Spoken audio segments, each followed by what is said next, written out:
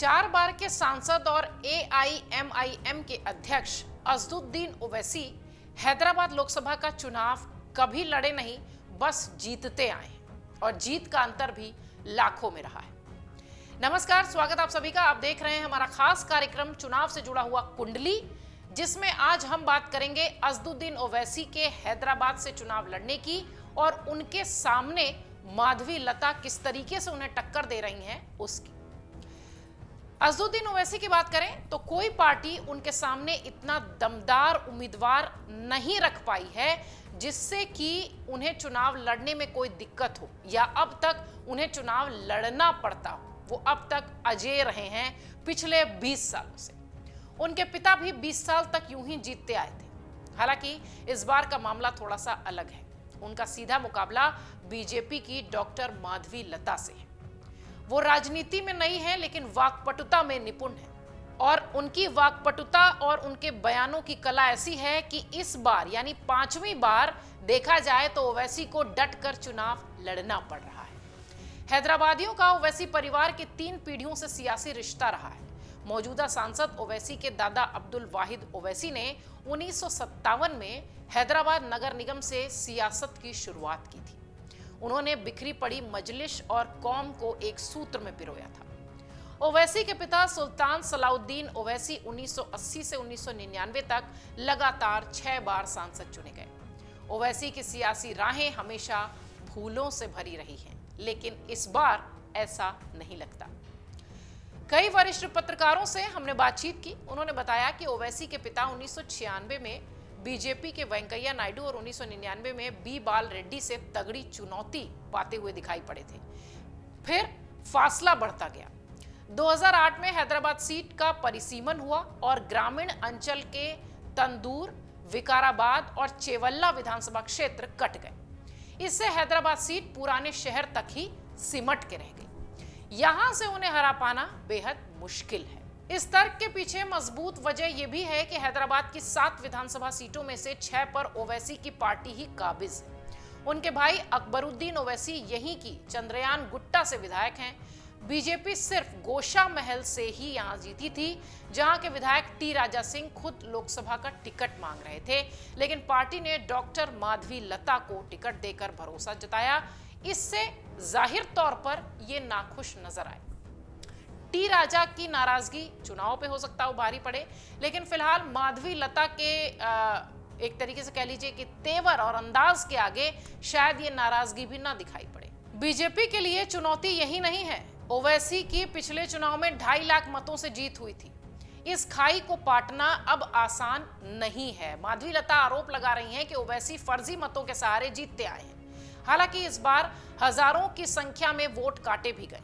बावजूद इसके ओवैसी की ताकत का विरोधियों को पूरा अंदाजा है। तभी माधवी लता के नामांकन के लिए केंद्रीय सूचना प्रसारण मंत्री अनुराग ठाकुर रोड शो करते दिखाई पड़े थे। विदेश मंत्री एस जयशंकर प्रबुद्ध सम्मेलन तक कर चुके हैं। राष्ट्रीय अध्यक्ष जेपी नड्डा समेत कई नेताओं के कार्यक्रम भी तय हैं। साफ बात यह है कि ओवैसी के लिए बीजेपी खुला मैदान नहीं छोड़ने वाली है।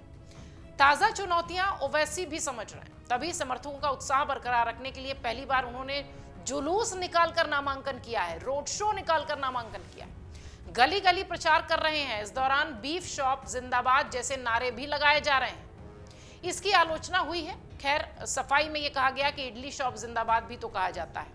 बहरहाल ये क्षेत्रीय नेताओं की अपनी सियासत होती है। चुनावी माहौल गरमाने से उनके समर्थक भी जोश में हैं, इसमें कोई संदेह नहीं है। और इस बार ज्यादा, चूंकि हम हैदराबाद की जमीन पर ग्राउंड रिपोर्ट पर थे तो वहां हमने कई लोगों से बातचीत भी की। संतोष नगर के कुछ लोग कहते दिखाई पड़े कि देश में पेट्रोल पंप खत्म हो सकता है, पर हैदराबाद में ओवैसी नहीं। जैसा कि हम शुरुआत से कह रहे हैं कि ओवैसी का जो वोट बैंक है, ओवैसी का जो प्रभाव है, वो बहुत जबरदस्त तरीके से दिखाई देता है। उनके बारे में कहा जाता है कि उनकी जीत पक्की है। उनके समर्थक कहते हैं कि लोग उन्हें मुसलमान होने के नाते वोट देते हैं। बीजेपी प्रत्याशी ने धार्मिक स्थल पर तीर चलाने का जो इशारा किया था वो उन्हीं पर लगेगा। 4 मीनार पर मिले कई लोग, जब हम उनसे बातचीत कर रहे थे तो उन्होंने कहा कि ओवैसी इसलिए जीतते आए हैं क्योंकि मुसलमान पढ़े लिखे नहीं हैं। ओवैसी फिर जीत रहे हैं। होटल व्यवसायी कई सारे हैं वहां पर हैदराबाद में, क्योंकि हैदराबाद में बाहर के लोग ज्यादा आते हैं, एक तरीके से कह लीजिए तो पर्यटन का भी वो बड़ा केंद्र है। तो होटल व्यवसायी भी यहाँ पर काफी काम करते हैं। उन्होंने कहा कि क्या फर्क पड़ना है, पीएम मोदी भी हिंदू मुसलमान कर रहे हैं, ओवैसी भी। बेरोजगारी देखो कहां आ गई है, मंदिर मस्जिद बनाने से ये घट गई है क्या। खैर, ये सारी बातें ग्राउंड रिपोर्ट की हम आपको इसलिए बता रहे हैं क्योंकि ये मिली जुली प्रतिक्रिया है जो लोगों की दिखाई पड़ती है। जैसा कि हमने कहा कि ओवैसी के बहुत समर्थक हैदराबाद में हैं, लेकिन इस बार ओवैसी की चिंता बढ़ी हुई दिखाई पड़ रही है और वो चिंता दे रही हैं डॉक्टर माधवी लता। माधवी लता का जो एक तीर का इशारा था जो सोशल मीडिया पर खूब वायरल हुआ, जिस वीडियो को लेकर उन पर एफआईआर तक दर्ज हुई, वो भी थोड़ा सा संक्षेप में आपको बता दें। रामनवमी का दिन था, बेगम बाजार इलाके में माधवी लता के तीर जो थे, या तीर का जो इशारा था कह लीजिए, कि वो हर तरफ गूंजता दिखाई पड़ा। इस तीर को अपने चुनावी तरकश को रखते हुए ओवैसी ने बीजेपी पर निशाना साध दिया। ये जो वीडियो था उसे उन्होंने जमकर चुनाव में इस्तेमाल किया है। माधवी लता का ये एक्शन, ये जेस्चर, उन्होंने बाकायदा बीजेपी की घृणा फैलाने वाली मानसिकता को सबूत के तौर पर बताते हुए ये वीडियो प्रोजेक्ट किया है अपने प्रचार प्रसार। वैसे तो देखा जाए इस तीर की चुभन माधवी लता को भी महसूस होती रही है। उन्होंने इसे अमन का तीर बताकर सफाई भी दी, माफी मांगी। हुंकार भरने वाली माधवी के नरम पड़ते तेवर दिखाई पड़े।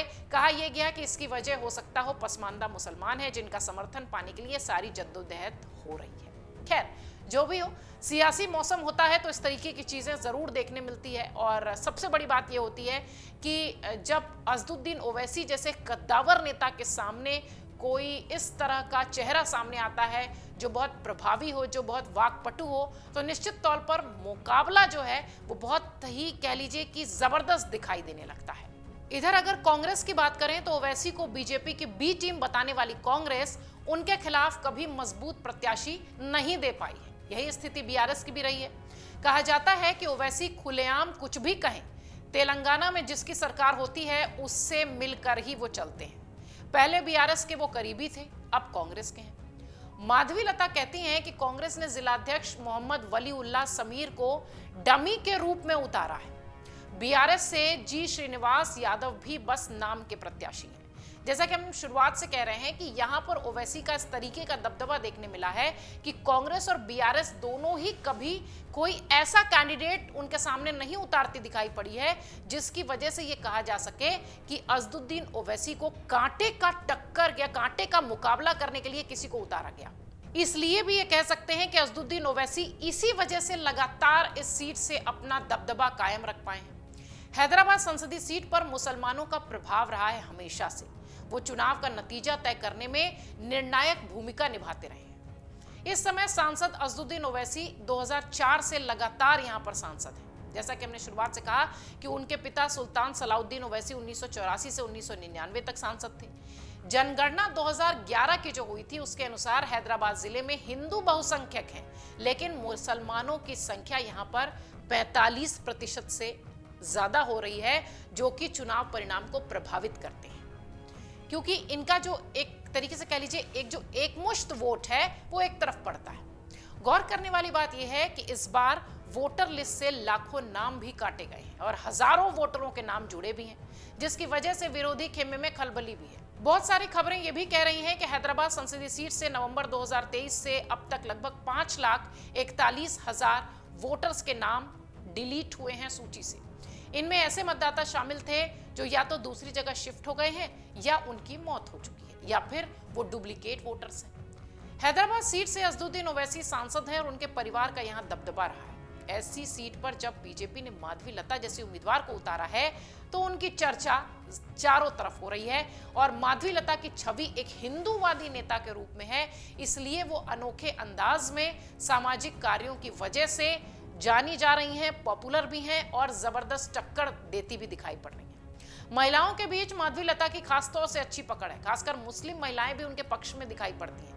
जब से 3 तलाक के मुद्दे पर मोदी सरकार ने मुस्लिम महिलाओं के पक्ष में कानून बनाया है, महिलाओं की सहानुभूति हैदराबाद में भी माधवी लता के साथ दिखाई पड़ती है।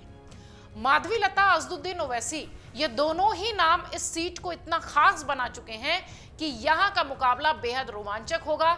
जीत किसी की भी हो, लेकिन ये जो मुकाबला है ये बहुत दिलचस्प होगा और निश्चित तौर पर इस मुकाबले के जो जज हैं वो वोटर ही हैं। 4 जून को पता चलेगा कि हिंदूवादी छवि की माधवी लता या फिर हमेशा से सीट पर दबदबा कायम रखने वाले अज़दुद्दीन ओवैसी जीत कर दिखाई पड़ते हैं।